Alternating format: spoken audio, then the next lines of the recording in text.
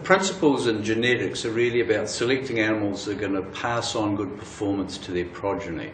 So you're buying a ram or a bull for a farm and you want their progeny performance to be superior to those of other rams or bulls you might buy. And sometimes how the animal itself has performed is not the best measure. Our role is to provide better quality information to help you make better informed decisions. So when you want to buy superior rams or bulls, we want to help you find the best information to do that. The genetic plan is basically saying, where am I now, where do I want to be, and what do I need to bridge that gap with in terms of genetics. Having a plan when you go to buy rams will help you make the best decisions.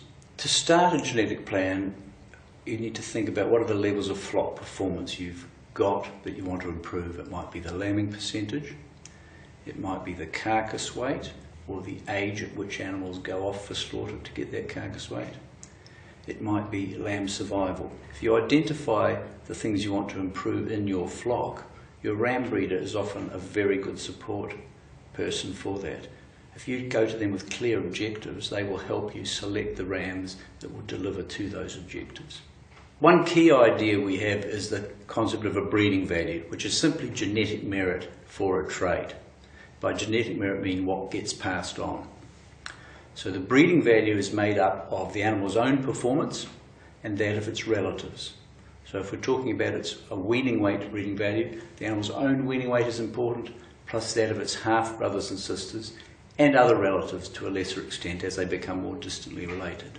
When it comes to things like the maternal traits, like number of lambs born or maybe milking ability, we're buying a ram who doesn't manifest those. So it's purely on the basis of the performance of female relatives for how many lambs they've had and how well they've milked, and therefore the weaning weight of their offspring. Genetics is seldom an overnight gain. With some of the traits that are manifest in the lamb, you see that benefit within 12 months. But when it comes to the maternal traits and how those are infused into the ewe flock, it is a long-term program.